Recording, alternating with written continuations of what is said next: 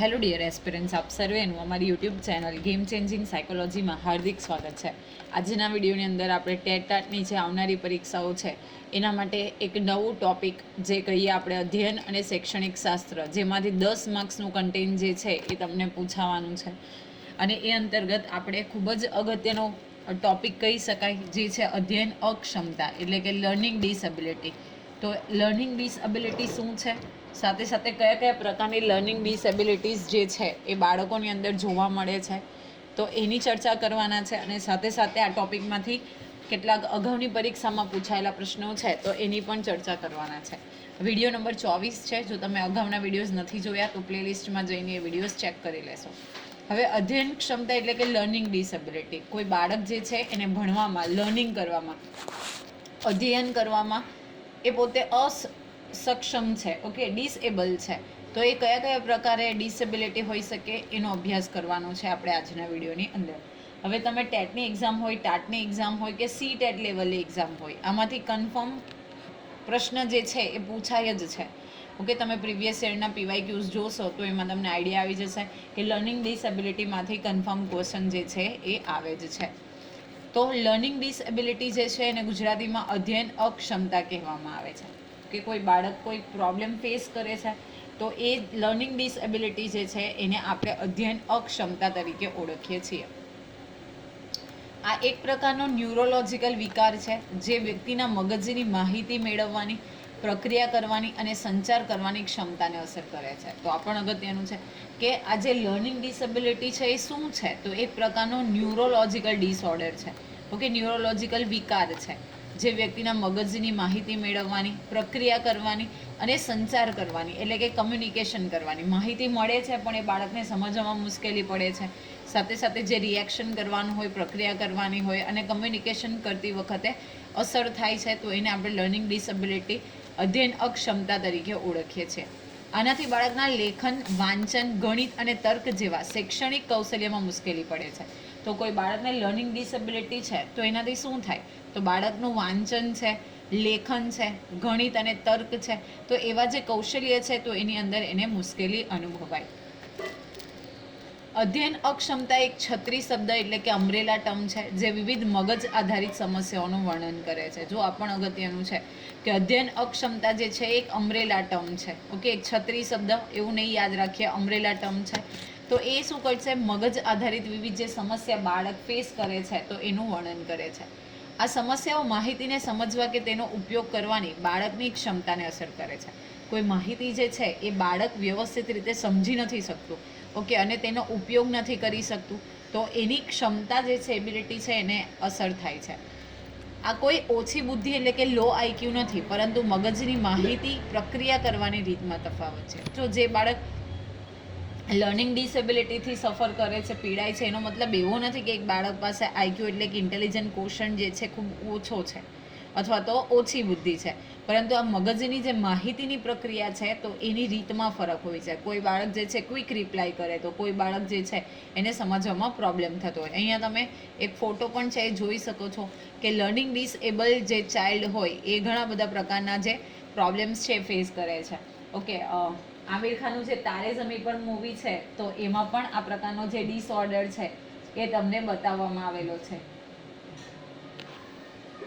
તો હવે આપણે જોઈએ કેટલાક અધ્યયન અક્ષમતાના મુખ્ય પ્રકારો. That is the main type. કયા કયા મેઇન ટાઈપની ડિસેબિલિટીઝ જે છે લર્નિંગ ડિસેબિલિટી એના વિશે આમાંથી કન્ફર્મ એક ક્વેશ્ચન આવશે. ઓકે, એટલે તમે આનો સ્ક્રીનશોટ લઈ લેજો અથવા તો બેઝિકલી આપણે એવું કહી શકીએ કે આને તમે મોઢે કરી લેજો. જો સૌથી પહેલું છે ડિસ્લેક્સિયા. તો ડિસ્લેક્સિયા એટલે કે વાંચન કરવું, એનો અર્થ એવો થાય રીડિંગ કરવું. તો આજે બાળક ડિસ્લેક્સિયા નામની જે ડિસએબિલિટી છે એનાથી પીડાય છે, તો એ બાળકોને ઊંધા અક્ષર, એટલે એ બાળક જે છે એ અક્ષરોને ઊંધા જોવા, જેમ કે વોઝ છે તો એને એ 100 વાંચશે. ઓકે, તો ડિસ્લેક્સિયા શું છે, વાંચન સંબંધિત વિકાર છે જેમાં બાળક જે છે એ અક્ષરો લખેલા કંઈક ઓર છે અને રીડ કરે છે કંઈક ઓર. જેમ કે વોઝ લખેલું છે તો એને એ 100 રીડ કરશે. ઓકે, બની શકે કે ક્યારેક 6 લખેલો છે તો એને શું કરશે, 9 રીડ કરશે. તો આ બધું આવી રીતે પણ તમને એક્ઝામની અંદર પ્રશ્ન પૂછાય છે. તો આ વાંચન સંબંધિત વિકાર છે જેને ડિસ્લેક્સિયા તરીકે ઓળખવામાં આવે છે. ઓકે, ડિસગ્રાફિયા એટલે કે લેખન સંબંધિત વિકાર. જો કેવી રીતે યાદ રાખવાનું, ગ્રાફ છે, ઓકે, તો ગ્રાફ દોરવાનો, પણ તમારે એવી રીતે યાદ રાખવાનું કે ગ્રાફ આપણે લખવાનો છે, તો તમને ઇઝીલી યાદ રહેશે કે ડિસગ્રાફિયા જે લેખન સંબંધિત વિકાર છે. તો એમાં બાળકમાં કઈ કઈ કેરેક્ટરિસ્ટિક તમે જોઈ શકો, તો એના હસ્તાક્ષર છે ખરાબ, એટલે કે હેન્ડરાઇટિંગ એના ખરાબ હશે. શબ્દ અને લીટીઓ વચ્ચે અસમાન જગ્યા છોડશે. ઓકે, જે બાળક ડિસગ્રાફિયાથી પીડિત છે તો એ શું કરશે, એના એક તો ગંદા હેન્ડરાઇટિંગ હશે, પ્લસ શબ્દ અને લીટી વચ્ચેનું જે એકદમ કોમન આપણે જ્યારે લખીએ છીએ ત્યારે એકદમ પેરેલલ લખીએ છીએ, સીધું લખીએ છીએ, પણ આમાં શું છે કે લીટીઓ વચ્ચે અને શબ્દો વચ્ચે અસમાન જગ્યા જે છે એ તમે જોઈ શકો છો. નેક્સ્ટ છે ડિસકેલ્ક્યુલિયા. તો અહીંયાથી જ ખબર પડી જશે, કેલ્ક્યુલેશન કરવું એટલે કે ગણતરી કરવી. તો ગણિત એટલે કે ગાણિતિક જે બાબત છે એને લગતો વિકાર છે, જેમ કે સંખ્યાઓ છે, ગાણિતિક ચિહ્નો છે, અહીંયા થોડુંક રોંગ ટાઈપ થયેલું છે, પ્લસ માઇનસ, એડિશન સબટ્રેક્શન એવું તમારે કાઉન્ટ કરવાનું છે. Plus minus addition, plus minus એટલે જ એડિશન, ડિવિઝન, મલ્ટિપ્લિકેશન. ઓકે, પછી પર્સન્ટેજ, ગમે જે સંખ્યા છે, ગાણિતિક ચિહ્નો છે એ અને સમયની ગણતરી સમજવામાં એને મુશ્કેલી પડે છે. ઓકે, તો આ ખૂબ અગત્યનું છે, ફરીથી રિપીટ કરાવું છું. જો ડિસકેલ્ક્યુલિયા એટલે કે કેલ્ક્યુલેશન કરવી એટલે ગણતરી કરવી, તો જે સંખ્યા છે, ગાણિતિક ચિહ્નો છે અને સમયની ગણતરીમાં એને પ્રોબ્લેમ હશે. ડિસગ્રાફિયા, ગ્રાફ એટલે કે અહીંયા તમારે દોરવું નહીં પણ લખવું એવું યાદ રાખવાનું. તો ખરાબ હેન્ડરાઇટિંગ હશે, શબ્દ અને લીટી વચ્ચે અસમાન અંતર હશે. અને ડિસ્લેક્સિયા એટલે કે વાંચન સંબંધિત વિકાર છે, જેમ કે વોઝને 100 રીડ કરશે, 6 ને 9 રીડ કરશે, એવી રીતે. હવે બીજા કેટલાક અક્ષમતાના સામાન્ય અન્ય પ્રકારની વાત કરીએ તો સૌપ્રથમ જે છે ડિસ્ફેસિયા અથવા તો એને અફેસિયા તરીકે પણ ઓળખવામાં આવે છે. ભાષાનો સંચાર અને સમજણ એટલે કે બોલવું અને સાંભળવું. ઓકે, બોલવું અને સાંભળવું બંનેમાં એને પ્રોબ્લેમ હશે, તો એને આપણે ડિસ્ફેસિયા અથવા તો અફેસિયા તરીકે ઓળખીએ છીએ. જો આ જનરલી ફર્સ્ટ અને સેકન્ડ જે છે એ નથી પૂછાતા, છતાં પણ એક વખત જોઈને જવું. પછી છે ડિસ્પ્રેક્સિયા. તો ડિસ્પ્રેક્સિયા શું છે, તો શારીરિક સંકલન અને જે મોટર સ્કિલ્સ છે, જેમ કે દોડવું છે, બટન બંધ કરવું, તો આ બધી જે મોટર સ્કિલ્સ છે, મોટર કૌશલ્ય છે, શારીરિક સંકલન કરીને કરવાની ચીજવસ્તુઓ છે, તો એમાં વિકાર જોવા મળે, જેને ડિસ્પ્રેક્સિયા તરીકે ઓળખવામાં આવે છે. અને ખાસ અગત્યનું ADHD એટલે કે અટેન્શન ડેફિક્ટ હાઇપર એક્ટિવિટી ડિસઓર્ડર. તમે ઘણા બધા વિદ્યાર્થીઓને એવા જોયા હશે કે જે હાઇપર એક્ટિવ હોય, ઓકે, ને ધ્યાન કેન્દ્રિત કરવામાં પ્રોબ્લેમ થાય, 1 મિનિટમાં 10 વખત હલે, ઓકે, આગળ પાછળ જુએ, શાંતિથી બેસી ન શકે. That is ADHD, attention deficit hyper activity disorder. તો ધ્યાન કેન્દ્રિત કરવામાં અને આવેગને નિયંત્રિત કરવામાં એને મુશ્કેલી પડે. ઓકે, જે ફિલિંગ્સ છે, ઇમોશન્સ છે, એને કંટ્રોલ કરવામાં અને સાથે સાથે એ અટેન્શન એટલે કે ધ્યાન કેન્દ્રિત કરવામાં એને મુશ્કેલી થાય છે. તો આ ADHD ધ્યાન રાખવાનું છે. જો અત્યાર સુધીની એક્ઝામની અંદર આ ડિસ્ફેક્સિયા એટલે અથવા તો અફેક્સિયા કે ડિસ્પ્રેક્સિયા એમાંથી ક્વેશ્ચન પૂછાયો નથી.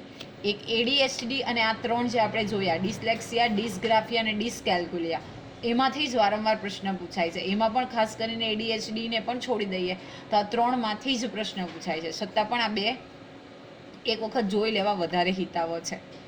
ઓકે, હવે તમારા ક્લાસના જે વિદ્યાર્થીઓ છે એમાં ઘણા વિદ્યાર્થીઓ આવા હશે કે જે લર્નિંગ ડિસેબિલિટીથી પીડિત હશે. તો એક શિક્ષક તરીકેની આપણી ભૂમિકા કેવી હોઈ શકે, તો વ્યક્તિગત શૈક્ષણિક યોજના હોવી જોઈએ. Okay, individual education plan. તો દરેક બાળકની જરૂરિયાત અનુસાર અલગ શિક્ષણ યોજના તૈયાર કરવી. હવે જે આવા બાળકો છે તો એને શીખવામાં એમની જે ઝડપ છે ખૂબ ધીમી હોય, ઓકે, અથવા તો એને જલ્દીથી સમજ ન પડે, તો એટલા માટે જે બાળકોની રિક્વાયરમેન્ટ છે એ અનુસાર આપણે શું કરવું પડશે, શિક્ષણ યોજના તૈયાર કરવી.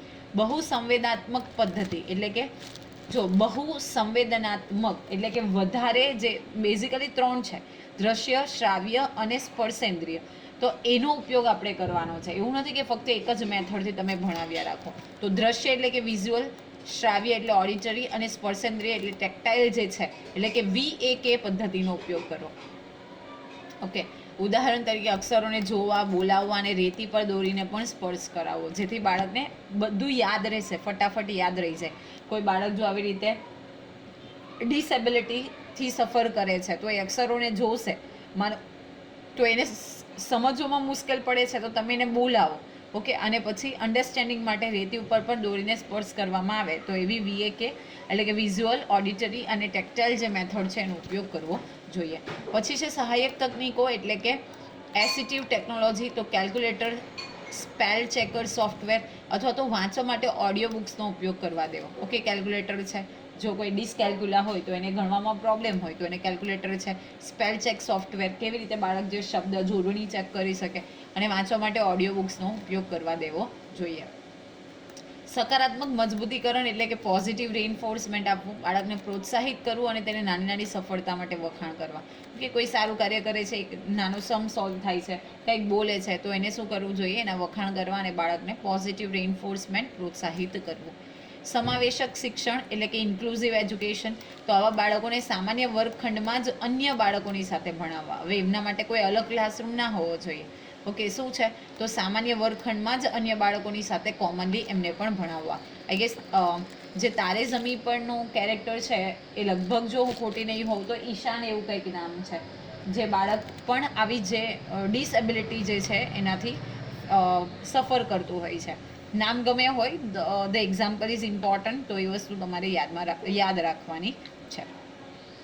હવે કેટલાક પ્રશ્ન જોઈએ જે આમાંથી પૂછાયેલા છે. તો એક બાળક વોઝને 100 તરીકે અને બીને ડી તરીકે વાંચે છે, તે કઈ અધ્યયન અક્ષમતાથી પીડિત હોઈ શકે? જો એને વાંચવામાં પ્રોબ્લેમ છે, લખેલું છે વોઝ પણ એને 100 તરીકે વાંચે છે, અને બી લખેલું છે તો એને ડ વાંચે છે. જો ઘણાને એવું હોય કે ઠ અને ઢ જે હોય એ ખબર જ ના પડે, ઓકે, અથવા તો ખોટું વાંચે, ઊંધું વાંચે, બી છે અને ડી વાંચે, એટલે તમે માની લો કે બેટ લખેલું છે તો એ ડેટ વાંચશે, રાઈટ? તો એને ડિસગ્રાફિયા કહેવાય, ડિસકેલ્ક્યુલિયા કહેવાય, ડિસ્લેક્સિયા કહેવાય કે અફેસિયા કહેવાય? તો જો કેલ્ક્યુલિયા નહીં આવે, ગ્રાફિયા એટલે તો લખવું, ગ્રાફ એટલે લખવું, કેલ્ક્યુલિયા એટલે કાઉન્ટ કરવું, અફેસિયા એટલે બેઝિકલી આપણે હમણાં જ જોયું હતું કે જે અફેસિયાવાળું જે બાળક છે એને ભાષાનો સંચાર અને સમજણ એટલે કે બોલવું અને સાંભળવાનો વિકાર છે. તો અહીંયા આપણું આવશે ડિસ્લેક્સિયા, કે જે બાળકને વાંચવાથી એટલે કે વાંચન સંબંધી વિકાર છે. તો correct answer is your C. Next જોઈએ, જો કોઈ વિદ્યાર્થીને ગણિતના મૂળભૂત ખ્યાલો જેમ કે સંખ્યાઓનો ક્રમ, ગાણિતિક ચિહ્નો, પ્લસ માઇનસ હોય, ગુણાકાર ભાગાકાર, તો એ સમજવામાં સતત મુશ્કેલી પડતી હોય, તો આ સ્થિતિને શું કહેવાય? હવે જો ગણિતને આધારે જ આપણને ખબર પડી જાય. ડિસ્ફેક્સિયા નહીં આવે, ડિસ્પ્રેક્સિયા નહીં આવે, ડિસ્લેક્સિયા પણ નહીં આવે, તો ડિસકેલ્ક્યુલિયા. કેલ્ક્યુલિયા એટલે ગણિત સાથે કનેક્શન રાખવાનું. નેક્સ્ટ છે નબળા હસ્તાક્ષર, શબ્દો અને લીટી વચ્ચે અસમાન જગ્યા અને વિચારોને લેખિત સ્વરૂપમાં ગોઠવવામાં મુશ્કેલી. આ કઈ અધ્યયન અક્ષમતાના લક્ષણો છે? શું છે? કે નબળા હસ્તાક્ષર એટલે કે હેન્ડરાઇટિંગ ખરાબ હશે, શબ્દ અને લીટી વચ્ચે અસમાન જગ્યા છોડેલી હશે, અને વિચારોને લેખિત સ્વરૂપમાં ગોઠવવામાં મુશ્કેલી પડતી હોય, તો એને શું કહેવાય? જો ADHD નહીં કહેવાય, ડિસ્લેક્સિયા નહીં કહેવાય, ડિસકેલ્ક્યુલિયા નહીં કહેવાય, ડિસગ્રાફિયા, લખવું એટલે ગ્રાફ, તો અહીંયા કરેક્ટ આન્સર આવશે ડી. નેક્સ્ટ છે અધ્યયન અક્ષમતા ધરાવતા બાળકને ભણાવવા માટે શિક્ષકે કઈ વ્યૂહરચના અપનાવવી જોઈએ? ઓપ્શન નંબર એ, બાળકને અભ્યાસક્રમમાંથી અમુક વિષયોમાં મુક્તિ અપાવી. તો બાળકને ગણિતમાં પ્રોબ્લેમ થાય છે તો તમે એવું થોડી કરશો કે એના માટે ગણિતનો સબ્જેક્ટ જ કાઢી નાખશો, તો આ સાવ ખોટો ઓપ્શન છે. બાળકને અલગ વર્ગખંડમાં મૂકવો તો ના, તો બાળક વધારે પ્રોબ્લેમ ફેસ કરશે, એને એવું લાગશે કે તમે એની સાથે ભેદભાવ કરો છો. માત્ર પુસ્તકો પર આધાર રાખીને સતત લેખન કાર્ય આપવું તો ના. આપણે હમણાં જોયું કે એને બોલાવો, લખાવો, રેતી ઉપર કરાવો, તો ફક્ત ને ફક્ત પુસ્તકોથી એને સતત લેખન કાર્ય જ તમે આપશો તો બાળક શીખશે શું? તો અહીંયા કરેક્ટ ઓપ્શન આપણે જોઈએ વ્યક્તિગત શૈક્ષણિક યોજના એટલે કે ઇન્ડિવિજ્યુઅલ એડ્યુકેશન પ્લાન તૈયાર કરવો અને બહુ સંવેદનાત્મક પદ્ધતિઓનો ઉપયોગ કરવો. જેમ કે ત્યાં હતું એક્ઝામ્પલ આપણે જોયું કે રેતી ઉપર બાળકોને લખીવું, બોલાવવું. ઓકે, તો અહીંયા કરેક્ટ ઓપ્શન જે છે એ બી છે. ઓકે, તો આશા રાખું કે આજના વિડીયોમાં આપણે જે અધ્યયન વિકાર વિશેની માહિતી મેળવી એમાં તમને સમજ પડી હશે. જો વિડીયો પસંદ પડે તો વિડીયોને લાઇક કરી અને શેર કરવાનું ભૂલશો નહીં. અને આવા જ વધુ વિડીયોની અપડેટ્સ મેળવવા માટે even you can subscribe our YouTube channel game changing psychology. Thank you for watching the video. Have a nice day.